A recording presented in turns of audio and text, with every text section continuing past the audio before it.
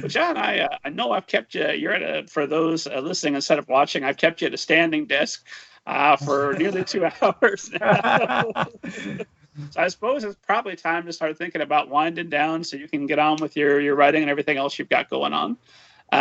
But I do want to ask you a couple more questions. One, I want to ask you what you've got going on, what we can look forward to here in the near future. I am doing a graphic novel Oh, very next. Yeah, yes. And so it hasn't been announced, but it hopefully we'll get. We're still getting an illustrator on board. But it'll be a graphic novel called Rodeo Hawkins and the Daughters of Mayhem, which great title. Yes, and it's travels across the multiverse, lots of alternate Earths, strange alternate Earths, and we have this renegade group called the Daughters of Mayhem, led by their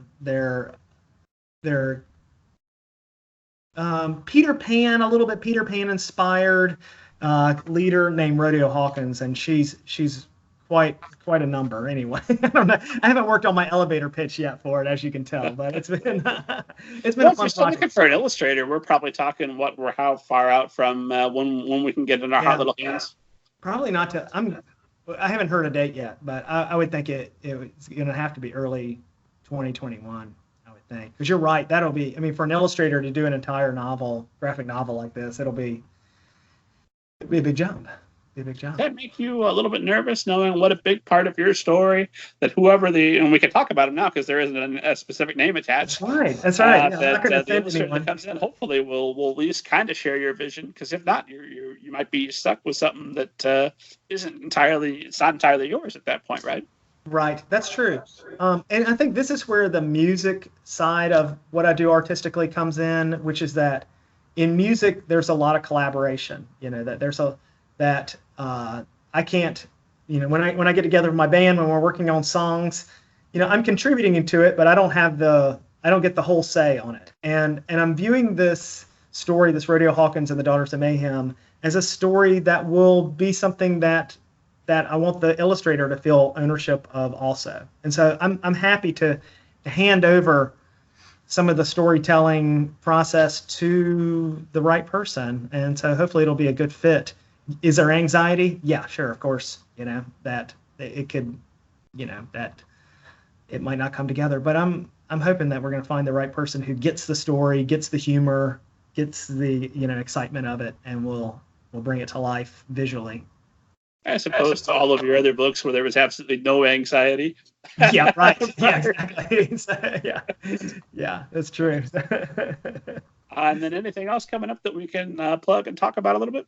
Yeah, no, otherwise I'm working on, like I said, on that graphic novel series. If people are interested in the whole kind of looking for cards for writers, they can follow, like I said, they can follow me on Instagram, John Claude Bemis, where I've been sharing some of the card designs for the cards as I'm developing it. And I'm gonna do a Kickstarter campaign. I haven't gotten it together yet, but I'm laying the groundwork right now for a Kickstarter campaign on these cards, which I think writers and creatives will find really fun. So if people might be interested in that, or just they can, like I said, they can find me on Instagram there. They'll be able to get all the details on Instagram, on your website, everywhere you are. The GoFund, the Kickstarter, listed once there. Right. Yeah. I haven't gotten to that point yet, but yes, if they go, I'm johnclaudebemis.com. So that's my website. It has links to all that other stuff, and as well as workshops, because I am doing, like I said, leading some workshops. So if folks are here in North Carolina and would like to take a weekend workshop, and to see if I'm speaking somewhere like in an SCBWI conference or a writing conference somewhere else, because there's some of those as well coming up in the next year.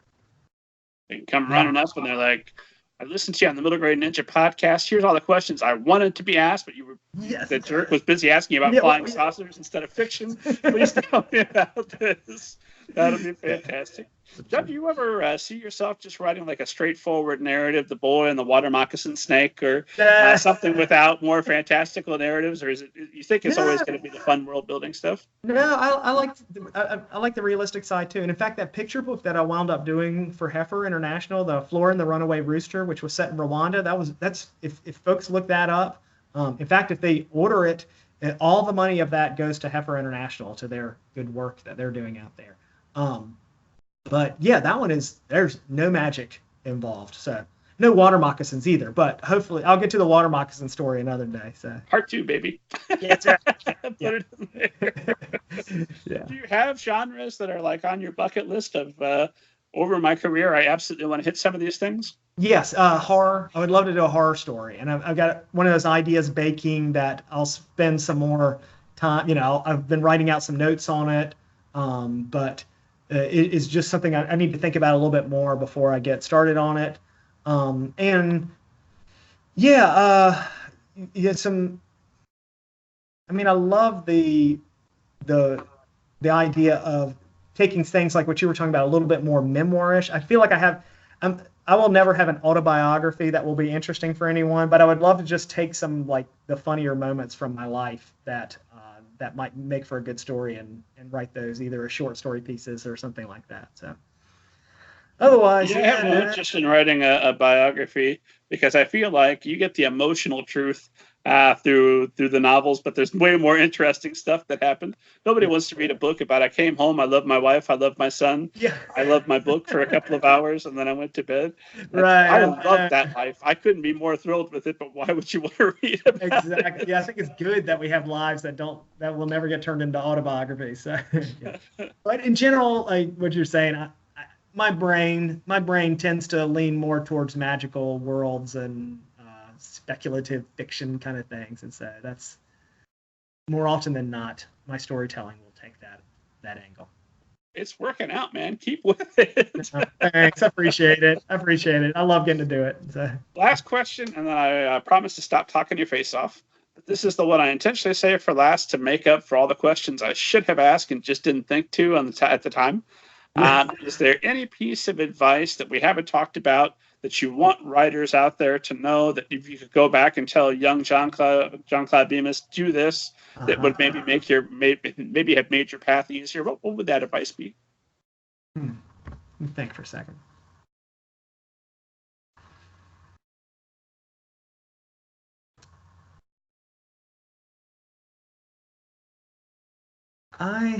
That's such a good question. It's a question I get asked all the time, and that's why I'm trying not to answer with something that your reader, your listening audience has probably heard before.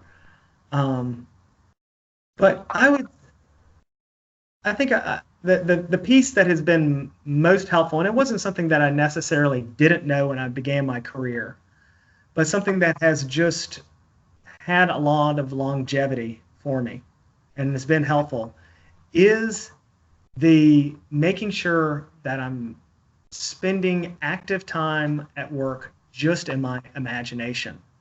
That we often think about the work that we do in writing a book as that time spent at the computer, but we often can't write every single day. That it's just not feasible for someone to have that as a writing practice where they're going to sit at their computer or sit down with their notebook and write every single day. But every single day we can spend time daydreaming about our characters, thinking about our stories.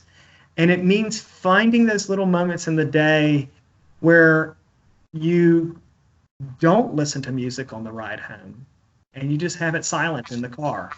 And you don't let your mind wander about what you want to do for dinner or what you're going to do this weekend, but you just think about your characters deeply and hold your thoughts there, doing a lot of deep imagining.